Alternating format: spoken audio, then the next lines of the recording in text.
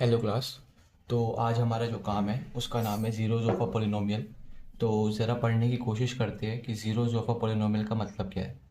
तो पहले बिल्कुल डिटेल में बेसिक पढ़ेंगे कि ज़ीरोज़ का मतलब क्या है, फिर देखेंगे ज़ीरोज़ निकालते कैसे हैं, और उसके बाद आगे की बातें करने की कोशिश करेंगे। तो चलिए शुरू करते हैं। तो मान लेता हूँ कोई भी हमारे पास पॉलिनोमियल है पी एक्स, और यहाँ लिख कर दिया हुआ है एक्स प्लस का 2। तो अगर मैं बोलूँ ज़ीरो का मतलब क्या है यहाँ पर, तो ज़ीरो का मतलब है कोई भी एक्स का ऐसा वैल्यू ले लो जिस पर पूरा पोलिनोमियल ज़ीरो दे दे।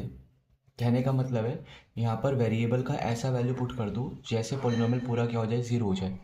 अब आप खुद सोचो कि अगर यहाँ पर x की जगह पर मैंने आपके कहने से -2 पुट कर दिया, तो जैसे ही पोलिनोमियल के अंदर x की जगह पर -2 पुट करूँगा, आप कहोगे सर पूरा पोलिनोमियल आपको क्या दे देगा, ज़ीरो दे देगा।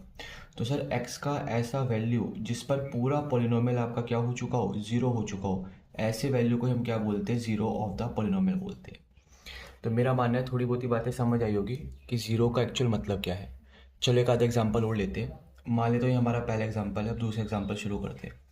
तो let's say polynomial P x है कुछ ऐसा, और यहाँ लिख कर दे दो मैं आपको 4 प्लस का एक्स है।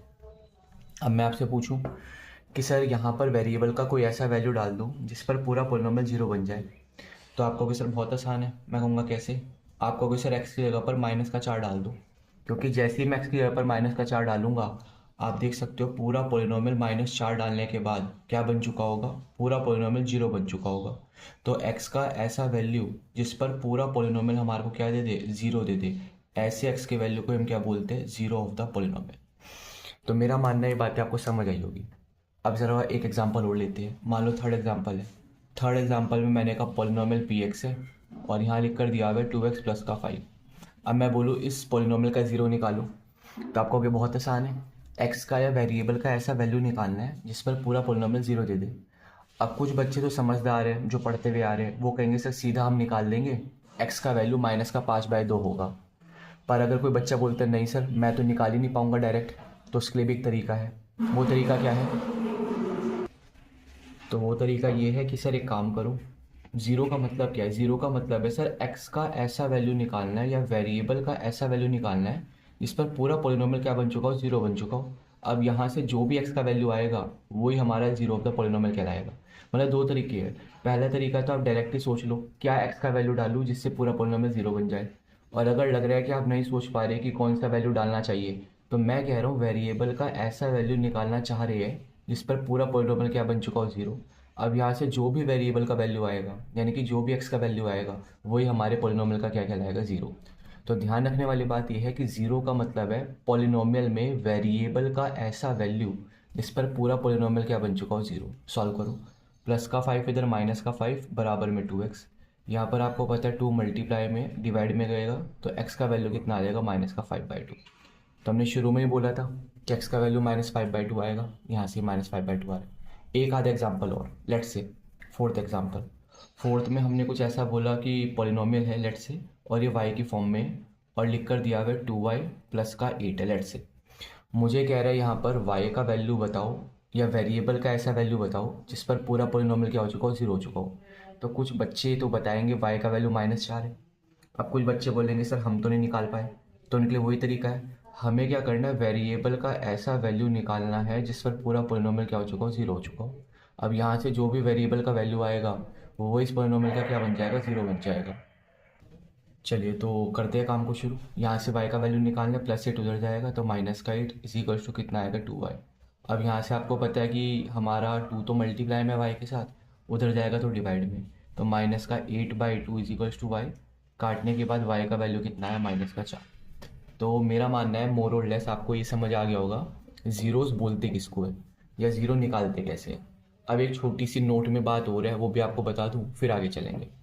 नोट में बात क्या वो भी समझना। जिसकी डिग्री 1 होगी उसके मैक्सिमम ज़ीरोज़ जो निकल पाएंगे वो ध्यान रखकर चलने कितने होंगे, 1। जिसकी डिग्री 2 रहेगी उसके मैक्सिमम ज़ीरोज़ जो निकल पाएंगे वो ध्यान रखकर चलने कितने होंगे, 2। ऐसे जिसकी डिग्री 3 होंगी उसके मैक्सिमम ज़ीरोज़ जो निकल पाएंगे वो कितने निकल पाएंगे हमारे, आप समझ ही गए होंगे, 3। और ऐसे आगे तक चलता रहेगा। आप चेक भी कर सकते हो। यहाँ पर डिग्री 1 थी, ज़ीरो भी 1 आया, -2। यहाँ पर डिग्री 1 थी, ज़ीरो भी 1 आया, -4। यहाँ पर डिग्री 1 थी, ज़ीरो भी 1 ही आया, -5/2। यहाँ भी डिग्री एक थी, तो हमारा ज़ीरो भी क्या आया, एक ही आया, -4। तो अब कोई बच्चा बोलेगा सर अगर क्वाड्रेटिक ले ले तो सेम प्रोसीजर है, वहाँ पर भी हमारे को अगर ज़ीरोज़ निकालने हैं तो हम कहेंगे वेरिएबल का ऐसा वैल्यू निकाल रहे हैं जिस पर पूरा पोलिनोमियल क्या बन चुका हो, ज़ीरो। अब आप कहोगे सर ऐसे नहीं चलेगा, एग्जाम्पल लेकर दिखाओ। तो एग्जाम्पल ले लेते हैं, सुनेंगे ज़रा। तो लो भाई, एक एग्जाम्पल लेंगे क्वाड्रेटिक पोलिनोमियल का, देखेंगे भाई। अब ज़रा हम क्या करेंगे, क्वाड्रेटिक पोलिनोमियल का ज़ीरोज़ निकालने की कोशिश करेंगे। अभी तक हमने जो करा वो सारा का सारा लीनियर का काम था, अब जो करेंगे वो क्वाड्रेटिक का काम करते हैं। अच्छा, अगर क्वाड्रेटिक पोलिनोमियल है तो साफ सी बात है डिग्री 2 होगी, और अगर मैं मैक्सिमम ज़ीरोज़ की बात करूँगा तो मैक्सिमम ज़ीरोज़ भी कितने निकल कर आएंगे, 2। ये भी आप समझ गए होंगे। समझ आ रही है बात नहीं? चलो करते हैं, थोड़ा पेन बदल देते हैं ताकि अच्छा सा अट्रैक्टिव लगे थोड़ा, है ना।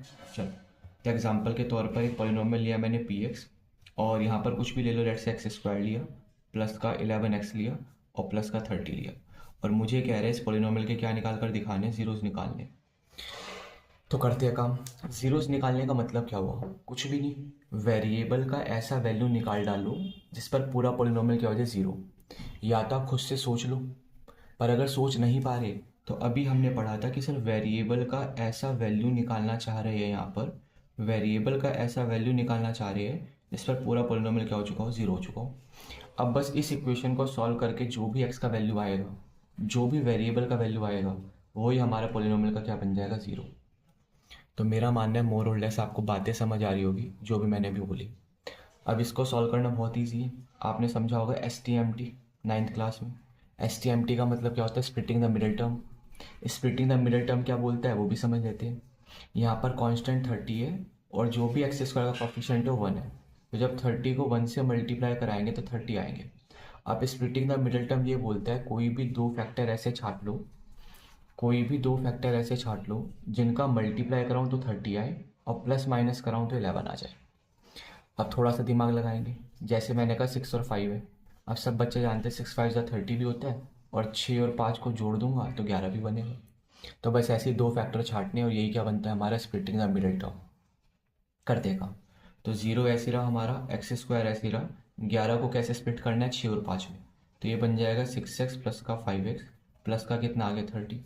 अब पुराना काम आप जानते हो, दोनों में से कुछ कॉमन x आ जाएगा, अंदर क्या बचेगा, x प्लस का 6। और एक बात और ध्यान रखना, चाहो तो इनमें से कॉमन ले लो, पर मैं ऐसा करता हूँ कि यही वाला ब्रैकेट आगे कॉमन ले लेता हूँ, सॉरी कॉपी कर लेता हूँ, इससे थोड़ा आसानी पड़ जाती है हमारे को फैक्टराइज करने में। करना चाहो तो आप वैसे भी कर सकते हो, दोनों में से 5 कॉमन ले लिया, बट मेरा ये मानना है कि जो फैक्टर यहाँ आया है 101% वो फैक्टर यहाँ पर रखना ज़रूरी है, तभी वो फैक्टराइज हो पाएगा, ध्यान रखना। बात समझ आई तो बढ़िया, नहीं आई तो बस फिर वो जो आपने सीखा है बचपन में कॉमन लेना, वो कर लिया करो, कोई दिक्कत नहीं। अब आप खुद सोचना, अगर मैंने यहाँ पर कॉमन कॉपी कर लिया है तो कितना आसान हो गया, यहाँ पर 5x था, यहाँ पर x है, तो साफ सी बात है बाहर क्या आया होगा, 5 आया होगा। तो मेरा मानना है ये बात भी आपको थोड़ी बहुत ही समझ आई होगी जो मैंने बोली। अब आगे चलते हैं। तो 0 तो ऐसे ही रहा हमारा, इन दोनों में से दोबारा x प्लस का 6 कॉमन आ गया, अंदर क्या बचेगा, x प्लस का 5। अब हमें पता है दो फैक्टर है, दोनों मल्टीप्लाई में, और जब भी दो क्वांटिटी मल्टीप्लाई में हो और रिजल्टेंट 0 आ रहा हो, इसका मतलब है या तो x प्लस का 6 0 दे रहा होगा, या फिर हमारा x प्लस का 5 जो है वो क्या रहा होगा, 0 रहा होगा।